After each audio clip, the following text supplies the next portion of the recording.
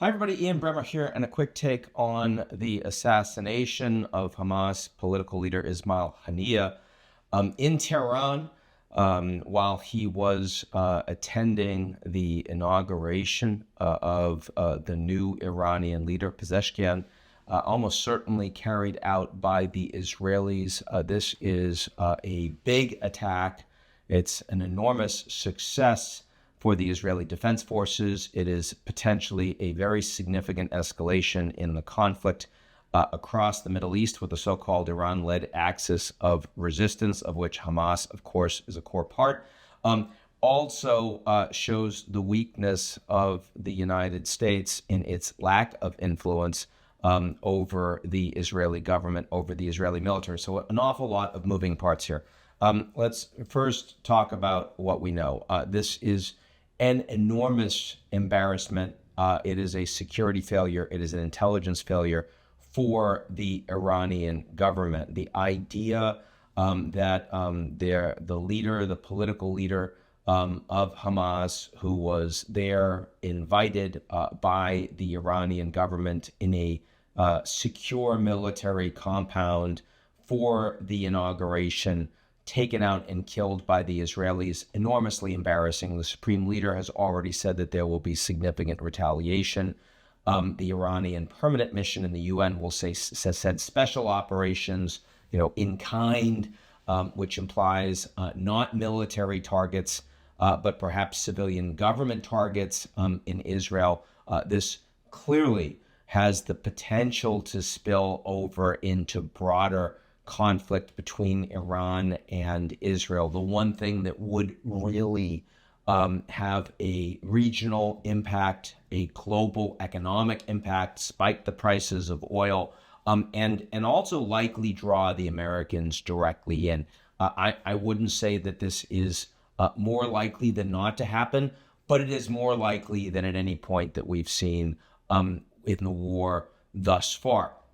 That probably includes even when we had the attack on the Iranian leader in Syria, in Damascus, by the Israelis, and the Iranian response with drones and missiles. That's the first point, is that now we need to watch very carefully for when and what that Iranian escalation is likely to be. And does it end there, or do the Israelis continue in a spiraling tit for tat? Iran, of course, is not just a non-state, sort of member of the Axis. It doesn't just engage in terrorism, though they fund it widely across the region and more broadly. This is a country that is close to having nuclear weapons capability. They have a very large military. They have a very significant presence across the region. They now have established diplomatic relations with most of the states across the region. Anything that they do that is escalatory has global ramifications. So that's the first point.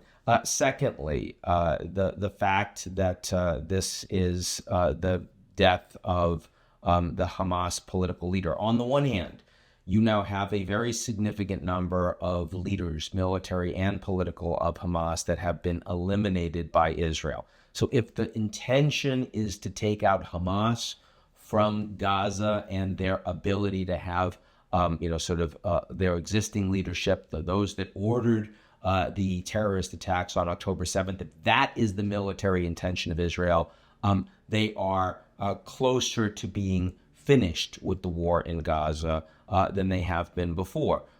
If the point is you have to remove Hamas as an idea, Hamas as an organization that has political support and people that are willing to take up arms to support them, there Israel is much farther than they were on October 7th. And that's a serious problem because, of course, the desire of average Palestinians to avenge this strike is going up. Palestinians, not just in Gaza, but also in the West Bank, and refugees in Jordan, and more broadly across the region. So likelihood that we see expanded terrorism, expanded radicalism on the back of this is also going up.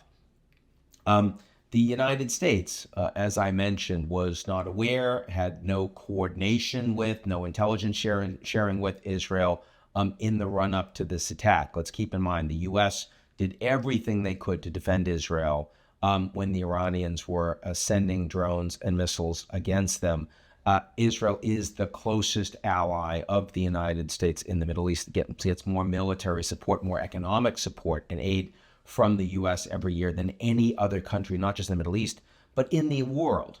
And yet, Biden's ability, Kamala Harris's ability, Secretary of State Blinken's ability, the U.S. administration's ability to influence Israeli outcomes in terms of a negotiated settlement, a ceasefire, humanitarian aid, nature and scope of military operations has been exceptionally limited.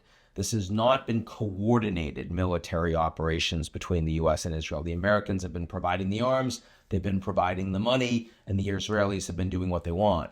And that is a vulnerability. It's a big vulnerability for Kamala Harris, probably her most significant vulnerability when we look at the upcoming elections. Now, it is true that Harris is more supportive of the Palestinians than Biden. She's more focused on in a two-state solution. She's more focused on trying to prevent further humanitarian disaster on the ground in Gaza than Biden has been.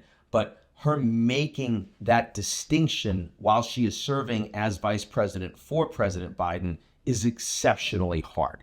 And so, again, I think this is going to be a problem. She's going to have to answer more questions about this on the campaign trail. She's not going to have very good answers. Certainly won't have good answers as long as she's not president and Biden's not planning on stepping down. It's also a problem because Biden's ability, given his old age, his frailty, to make strong statements, to be out there every day, to be driving U.S. foreign policy in this crisis is open to question. And I think there are a lot of people, not just Republicans, that are going to raise questions if, God forbid, this escalates and looks like it is turning into a war between Israel and Iran.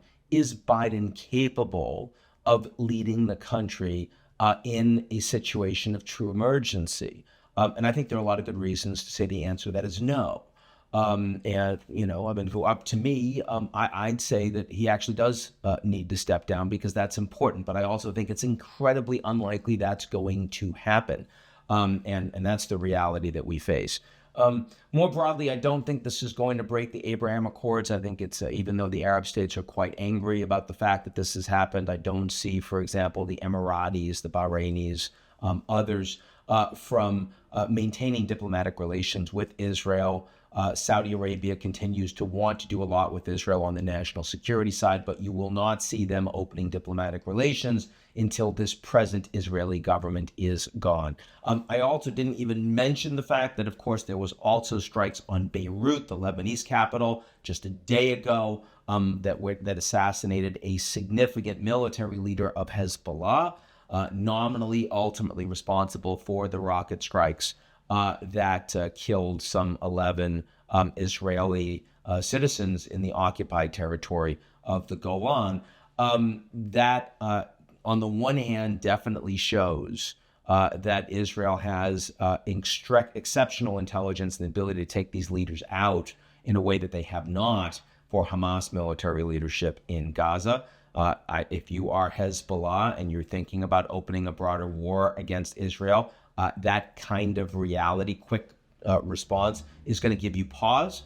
The fact that the Israelis said that's it, that is all they're doing in response to those rocket attacks, I think makes it more likely that the Lebanon front is stable. And certainly the oil markets have reflected that. That's very different than what we are seeing, what we are likely to see as a result of this assassination in the Iranian capital. So an awful lot going on, a very dangerous environment, a political cycle that isn't opportune to responding to it, and lots more to talk about over the coming days and weeks. I'm sure that's it for me, and I'll talk to you all real soon.